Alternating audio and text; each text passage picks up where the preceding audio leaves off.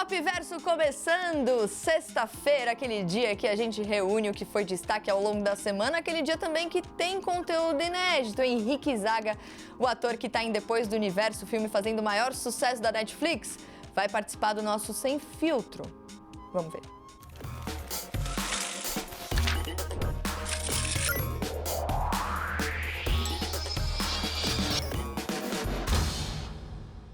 Oi, eu sou o Henrique Zaga e esse é o Pop Verso Sem Filtro. Se você pudesse escolher qualquer pessoa, viva ou morta, quem você chamaria para um rolê? Viva ou morta? Calma aí. Minha Dinda, morta, porém mora no coração. Qual foi a última mensagem que você recebeu no celular? Seu quarto não está pronto. A última que eu mandei foi obrigado, mãe, por conseguir vir na minha estreia. Você passa pano para qual vilão ou vilã da ficção? Não passo pano, mas, poxa, eu adoro Coringa. Qual sabor de sorvete você seria e por quê? Chocolate porque eu amo cacau? Quem te interpretaria no cinema? Não sei, mas... Matheus Nastergalli. Se você pudesse mudar o final de um filme, qual seria? Ixi, Titanic? Cabia os dois na porta? Se você tivesse uma máquina do tempo, o que você mudaria no passado? Muitas coisas. Mortes injustas, fome. E o que você gostaria de ver no futuro? A galera jovem tá mandando uma promessa muito legal de alavancar as coisas pra melhor, assim. Ampliar a cultura, a inclusividade. Tô bem feliz de ver. Qual música você sempre cantou errado? Bom, por causa do BBB, Yarnuô e Arne Silva, mas tudo bem. Tem alguma coisa que você sempre sonhou em fazer e ainda não fez? Sim, escalar o Everest, mas eu acho difícil, né? O que cinema significa para você? Incluir pessoas em histórias que você teve o privilégio de entrar por um pequeno período. Uma palavra que é a crítica na sua vida. É uma briga, na verdade não tem como fazer uma palavra com crítica. Tenso? Meia tênis ou meia tênis tênis? Meia tênis. Qual segredo você vai contar hoje pra gente? É que eu tô aprendendo japonês, que eu quero morar no Japão. Qual o seu emoji mais usado? Bom, eu usava bastante esse aqui quando eu tava fazendo The Stand, mas agora tá mais o... Se você pudesse trocar de guarda-roupa com alguém, com quem seria? Janelle Monáe, não sei. Tananã é melhor que tananã. Brigadeiro é melhor do que s'mores. E complete. Festa estranha com gente esquisita. Eu não tô legal. Não aguento mais. Birita. Acabou? Obrigado vocês. Série nova na Netflix, Blockbuster, uma série que faz a gente viajar no tempo e lembrar das locadoras. Pois é, talvez você seja muito jovem e não lembre disso. Então, como eu sou muito jovem, eu chamei o Alexandre Maron, que é jornalista e podcaster. É brincadeira, tá, gente? Eu lembro muito bem disso, para falar um pouquinho sobre a série e sobre esse fenômeno de nostalgia que tá rolando no entretenimento. Você que tem 30 a menos, teve um momento da nossa vida aqui que a gente de fato ia para um lugar específico no bairro para pegar um filme para assistir, o filme físico, pegar a caixinha do filme, levar para casa e devolver 2 dias depois. A gente demorava às vezes para devolver, pagava uma multa aqui e ali e tal. Então existiu esse momento na nossa história. E agora esse momento está sendo retratado numa série que estreou na Netflix. O nome da série é Blockbuster.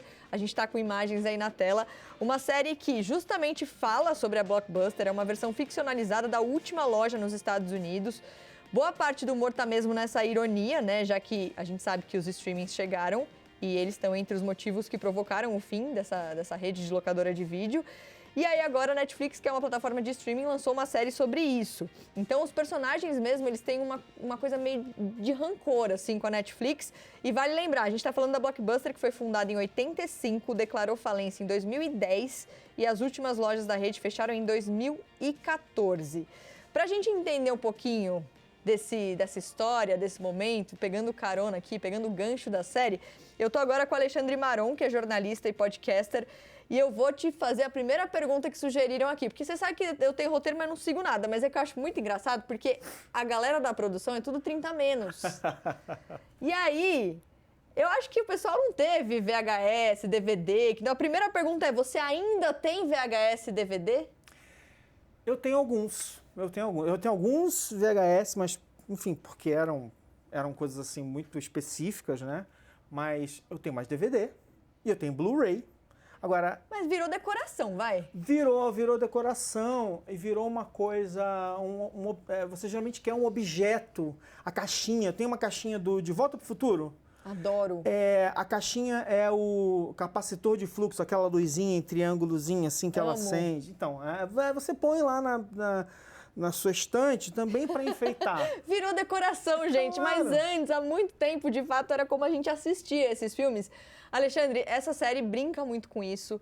Tem humor, tem um rancor também das plataformas de streaming. Dá pra falar mesmo que foi a plataforma de streaming que começou esse movimento de acabar com essas locadoras?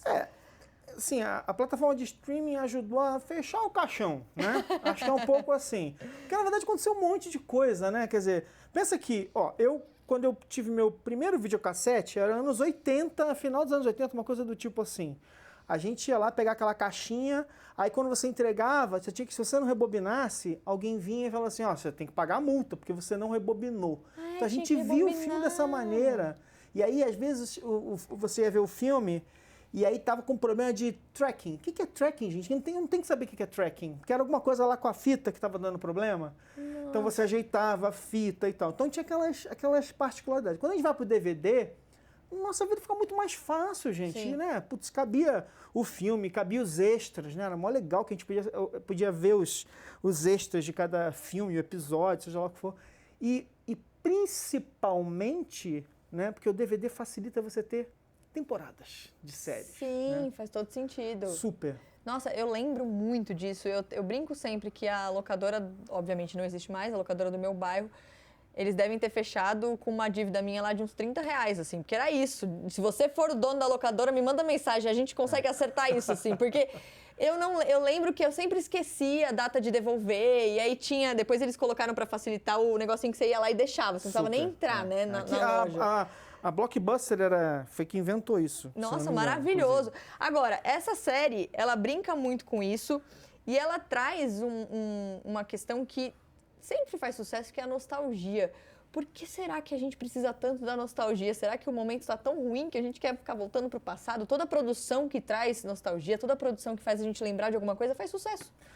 Sempre faz, né? Pensa que um tempo atrás era assim, era séries ou filmes sobre os anos... Bom, quando eu era moleque era sobre os anos 60, depois era sobre os anos 70, depois sobre os 80, agora sobre os anos 90. Então, assim, a gente vai, as décadas vão passando e a gente sempre volta. Quer ver a coisa mais... Toda a série, aliás, não, vou dizer toda, sei lá, 70% das séries que estão na televisão são sobre high school. Todo mundo passou por uma escola secundária. Verdade. E as pessoas vivem querendo fugir, mas ao mesmo tempo voltar ao que era bom daquela fase da nossa vida. Então, assim, a cultura pop está sempre capturando essa nossa nostalgiazinha. Agora, falando sobre as plataformas de streaming, a gente está aí vendo imagens da série, a facilidade é cada vez maior, né? Então, como a gente está lembrando aqui, eu e o Alexandre, antes você tinha que passar na locadora, pegar a fita, você tinha que sair de casa, levar a fita para casa, você ficava o quê? 48 horas, mais ou menos, com a fita. Então, você tinha que assistir ao filme naquele período de tempo. Então, hoje, a plataforma de streaming, ela trouxe uma independência, uma liberdade muito maior, né? Pra gente assistir quando a gente quiser, a hora que a gente quiser. E isso é maravilhoso. A plataforma de streaming, o que ela fez? A gente tinha um monte de reclamações sobre a ideia de alugar filme, né? A gente queria ver filme na hora que a gente queria, né? A verdade é essa. Bando de mimado nos anos 90, eu quero ver na hora que eu... Porque primeiro assim, a gente não tinha controle nenhum. Aí veio o videocassete, aí a gente passou a ter TV por assinatura. Sim. Que aí tinha filme, série, que a gente conseguia assistir e tal. Aí a gente falou assim, não, eu quero mais.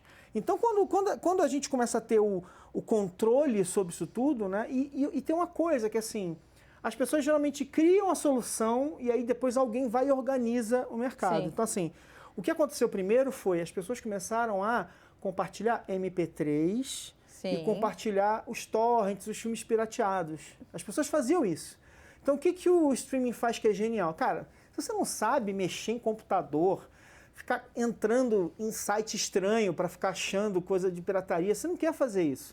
Putz, o streaming resolve todos esses problemas para você. Eu vejo o filme na hora que eu quero, eu não preciso me meter em nenhum site estranho, não preciso baixar nenhum arquivo estranho para o meu computador. Então ele resolveu todos esses problemas e ainda por cima, quer dizer, Tá na minha casa, tá na minha televisão, tá no meu celular, tá onde eu quiser. E o preço, né? E o preço. Que também é claro que tem streamings mais caros, mais baratos, mas em média ali é um preço ok de se pagar. Sim. Lembrando quanto a gente pagava. Você lembra o preço de alugar? Ah, sei lá, proporcionalmente era, sei lá, uns 20 pau Eu não uma lembro. locação, era. Até porque eu era jovem, era Que era em real. Meus pais que pagavam. Era. Então, inclusive, se o dono da locadora for cobrar alguém, liga pra minha mãe, que eu não tenho nada a ver com isso. Alexandre, obrigada, viu? Foi um prazer ter você aqui. Nada. Adorei. E a série vale a pena? Vale a pena, é legal. Sim, é uma série engraçada e é uma série sobre ambiente de trabalho, né? Mas aquele ambiente de trabalho que já não está mais nos melhores momentos, já está a coisa Sim. começando a ficar mais difícil. Então, você vê os personagens tentando achar soluções, né? Para, mas quem vai usar agora locadora, não é mesmo? E aí eles vão fazendo essas soluções e é divertido. Então vale como dica também. Obrigada mesmo, viu? Voto Valeu. sempre. Falou. Outra entrevista que rolou aqui essa semana no Popverso foi com o André Fischer. Ele é autor do Manual Ampliado de Linguagem Inclusiva, é diretor também do Mix Brasil, que é um festival que celebra a representatividade, a diversidade. E a gente falou sobre invisibilidade bissexual por causa de um tweet de um ator de uma série que faz muito sucesso. Olha só. Vamos começar a nossa conversa agora com um tweet. Um tweet que viralizou de um ator de uma série que eu gosto muito. O nome da série é Heartstopper, fez muito sucesso na Netflix. Conta a história de um grupo de adolescentes, de jovens ali, e eles estão descobrindo a sexualidade, e um deles, que é este ator que está aparecendo, não esse daí, ele descobre na série que ele é bissexual. E aí o que aconteceu? Parece que a ficção foi para a realidade, porque o ator que interpreta esse personagem, o Kit Connor, ele postou esse tweet que a gente vai colocar aí na tela, ó. Voltei um pouco, eu sou bi. Parabéns por forçarem alguém de 18 anos a, abre aspas ali, sair do armário. Acho que vocês não entenderam a mensagem da série. Tchau. Por que ele fez esse tweet? O que aconteceu nos bastidores? Só para vocês entenderem, a gente está falando aqui de uma série que justamente fala sobre esse assunto e em setembro viralizou um vídeo desse ator de mãos dadas com outra atriz. E aí a galera começou a criticar dizendo que ele estava ali fazendo o que as pessoas chamam de queerbaiting, que é basicamente você ter algum benefício usando a causa, a comunidade LGBTQIA+, sem você declarar a sua própria sexualidade. Então, esse movimento pode ter causado esse tweet que ele fez recentemente falando sobre a bissexualidade dele. André Fischer está aqui comigo no estúdio. O André é diretor do Mix Brasil, que é um festival de cultura de diversidade, também é autor do Manual Ampliado de Linguagem Inclusiva. André, vamos falar um pouquinho sobre a bissexualidade. Por quê? A gente tem, né, o LGBTQIAP+, agora, e a bissexualidade muitas vezes é vista como uma indecisão, como uma pessoa que não sabe o que quer, uma pessoa que pode ser também hipersexualizada e criticada, como é o caso do Kit Connor, né? Então, em que lugar está a bissexualidade? Eu acho que a bissexualidade ela está num lugar justamente de quem não quer, não precisa necessariamente se definir, né? Eu conheço várias pessoas bissexuais que não necessariamente têm relações com pessoas de outro sexo ou do próprio sexo, mas que se entendem como bissexuais para deixarem aí as portas abertas para o que quer que venha acontecer. Então eu acho meio esquisito nesse processo todo você forçar uma pessoa a entrar numa dessas letrinhas, numa dessas caixinhas. Não, eu acho que a beleza dessa sigla primeiro o mais, que está lá para estar aberto para quem não quiser entrar em lugar nenhum, é tipo o simpatizante de antigamente, né? Mas a bissexualidade, eu acho que ela é uma possibilidade. Eu acho que são pessoas que os bissexuais sofrem muito preconceito, tanto de gays e lésbicas quanto de heterossexuais, por teoricamente não se definirem. Mas eu acho que eu acho que todo mundo nasce potencialmente bissexual, né? Eu estava dando uma olhada enquanto estava falando aqui na idade do Kit Connor, que é esse ator dessa série. Aliás, uma série belíssima. O André também assistiu e é ótima, né? Nossa, uma delícia. É ótima, ótima. Ele tem 18 anos e as pessoas estavam criticando ele por esse tal de queerbaiting, quase que dizendo que ele precisava publicamente falar sobre a sexualidade dele, principalmente depois de ter feito esse personagem na série. E como isso é difícil, né, para um jovem de 18 anos, uma pessoa pública, ter que falar sobre isso. Dá pra ver no tweet dele que tem uma dor muito grande ali também, né? É engraçado que relaciona muito com o personagem, né, da série, que ele está justamente vivendo esse drama. Ele faz o papel de um carinha um pouquinho mais novo, né? Sim.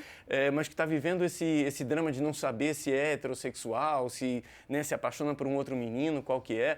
E eu acho muito estranho os fãs da série não terem entendido a mensagem. Eu acho que aí é justamente o tweet dele, porque a série fala exatamente sobre isso, que ninguém precisa se definir.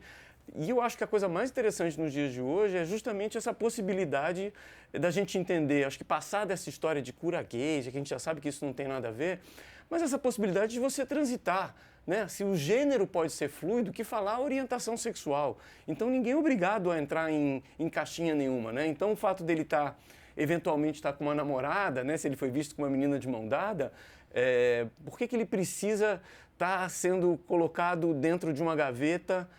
E essa história de sair do armário eu achei engraçado, né? Você sai do armário para entrar numa gaveta, de ser heterossexual ou de ser homossexual. Eu acho que quando as pessoas se colocam como bissexuais, elas estão respondendo a uma demanda dos outros, na verdade, de um posicionamento, mas elas estão querendo dizer que assim, olha, eu posso me interessar por qualquer pessoa. Você falou gênero, orientação sexual. Muita gente ainda não entende a diferença. Então, qual é a diferença? Olha, orientação sexual é você, a partir de um entendimento seu de gênero, então eu me entendo como um homem, né? Eu nasci, fui designado como um homem, continuo me entendendo como um homem, então eu sou um homem cisgênero. Se eu me interesso por outros homens, eu sou homossexual, por mulheres eu sou heterossexual ou bissexual. Se eu não tenho essas definições tão né, estritas. A identidade de gênero é isso, é você se entender como homem, se entender como mulher, ou como uma pessoa de gênero fluido, Sim. ou como uma pessoa não binária, né? São as possibilidades que a gente tem de identidade de gênero. A partir dessas identidades, a gente vê o que é a orientação sexual. Então, eu acho engraçado, quando hoje a discussão é mais justamente sobre identidade de gênero, então vão se desconstruindo, né, o que é ser homem, o que é ser mulher, fica mais fora, para mim, ainda mais fora do tempo ainda, a gente querer discutir orientação sexual. Porque se não está nem claro se a pessoa é homem, se é não binário, se é fluido, se esses conceitos todos estão meio que, né, sendo revisitados, como é que eu vou dizer que né, por exemplo, eu me entendo como um homem gay, porque eu me interesso por outros homens, tenho, né, relações com outros homens, mas eu me entendo como homem. Mas uma pessoa que não necessariamente se entende como homem, ela tem um entendimento como um gênero fluido, como é que você vai colocar ela dentro da caixinha de homossexual? Porque se ela tem um gênero fluido, então se ela se interessa por outra pessoa que é homem, mulher, ou agênero, ou não binário, o próprio conceito de orientação sexual já não faz mais sentido, né? Então, eu acho engraçado essas alturas do campeonato, uma moçadinha mais jovem que viu esse seriado ficar cobrando do protagonista uma definição sobre a orientação sexual dele, né? Sendo que o propósito, quando a gente fala sobre esse assunto, é justamente liberdade, né? Exato. Então, como é que você tem liberdade se você se limita a uma coisa ou outra? A ideia é justamente o oposto disso. Então, esse foi o tweet do Kit Connor, um tweet que viralizou, mas é importantíssimo a gente falar sobre isso, porque a gente está falando de um jovem de 18 anos.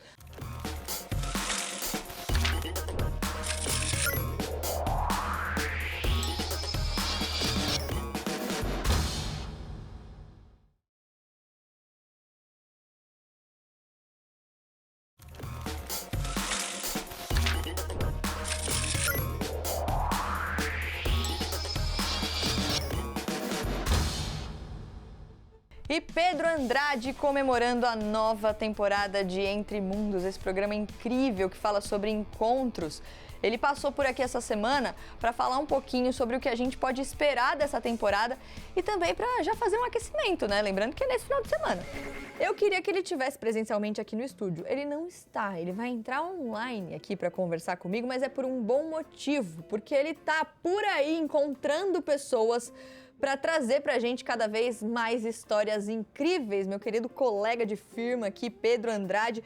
Pedro, estreia Entre Mundos, próxima temporada no próximo domingo, dia 13. Que prazer conversar com você. A gente sempre fala sobre o Entre Mundos porque é um programa que levanta muita reflexão, faz a gente pensar, traz histórias incríveis. E é um programa de encontros, né, Pedro? Então, quem você encontrou nessa temporada? Nossa, Mari, muita gente. Antes de mais nada, obrigado pelo espaço. Eu queria estar aí com você também, mas eu não estou aí. Como eu disse, por um bom motivo. Na verdade, daqui a 2 dias eu parto para a fronteira dos Estados Unidos com o México, exatamente para gravar mais um episódio para essa temporada do Entre Mundos, que eu considero talvez a mais ambiciosa de todas as temporadas. Ambiciosa do ponto de vista geográfico e também do ponto de vista conceitual, né? A gente já começa essa temporada nesse domingo, às 10h30 da noite, com um episódio sobre a comunidade carcerária. A gente foi até Oslo, na Noruega. É a primeira vez que a gente vai até a Europa, então a gente foi também à Holanda, a gente foi à Hungria, a gente está indo ao México de novo. Eu estou muito orgulhoso, muito, muito, muito orgulhoso dessa temporada, até porque eu acho que pela primeira vez a gente não teve nenhum medo em falar sobre qualquer assunto. Então a gente fala sobre alguns assuntos bem complexos, mas sempre com leveza, né? E eu acho que com humanidade. Eu acho que o Entre Mundos é uma plataforma para a gente dar megafone para muita gente que frequentemente não encontra esse protagonismo. Então, vocês estão vendo aí um episódio sobre lutadoras. A gente falou com a maior lutadora de jiu-jitsu do mundo, a maior lutadora de boxe dos Estados Unidos. Um episódio sobre veganismo. Mais de 80 milhões de pessoas no mundo hoje em dia são veganas. Um episódio sobre barriga de aluguel, que é uma coisa que parece que a gente já vem falando há muito tempo, mas vocês vão ficar impressionados com como esse assunto evoluiu. Um sobre fetiches e fantasias sexuais. Então, realmente, a gente não tem medo de falar sobre nada.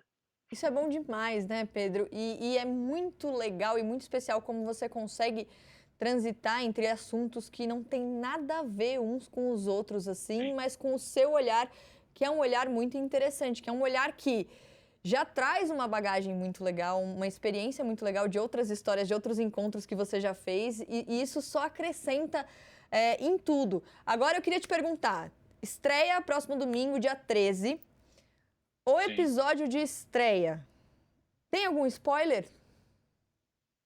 Tem um spoiler. Quem assistir a esse primeiro episódio dessa temporada, eu espero que todo mundo assista, vai me ver chorando como eu não choro há muitos anos. Eu não posso falar exatamente por quê, mas posso dizer que foi um acúmulo de emoções, de experiências, uma coisa que eu não estava prevendo que fosse acontecer. Foi um momento super espontâneo, mas, enfim, eu sempre digo que é um privilégio trabalhar nesse programa por muitos motivos, mas principalmente porque a CNN me dá uma liberdade singular de realmente falar sobre assuntos que sempre me despertaram curiosidade. Eu sempre fui interessado em comunidades marginalizadas, comunidades invisíveis quase, e essa questão, né, das prisões, essa questão da comunidade carcerária é uma coisa que sempre me interessou. Mas a gente não fala sobre esse assunto de uma maneira absolutamente apocalíptica, pesada, muito pelo contrário. A gente encontra as pessoas, os seres humanos que estão atrás daquela situação e atrás daquelas grades, né? Então, vocês vão conhecer pessoas que passaram por momentos impossíveis, inimagináveis, e vocês vão ver também o que isso fez comigo, o que isso gerou em mim. Eu tenho certeza que vocês vão curtir muito. Com certeza. 10 episódios, o Pedro passou por Estados Unidos, México e Holanda, então domingo, 13 de novembro, a partir das 10h30 da noite. Já prepara o lencinho, porque como o Pedro disse, a gente vai chorar, a gente vai se emocionar, mas além disso, a gente também em outros episódios dá risada, aprende, acho que essa é a beleza do Entre Mundos. Pedro, obrigada, viu? Muito sucesso, estarei lá domingo assistindo, prestigiando e vai ser demais. Tá bom, me diz o que você achou, me tuita, vou estar ligado nas minhas redes também. Um beijo enorme, obrigado para você e parabéns pelo programa. Estou sempre ligado também. Beijo! É isso então, gente, a gente fica por aqui. Bom final de semana para todo mundo. Segunda-feira o Pop Verso está de volta. Beijo!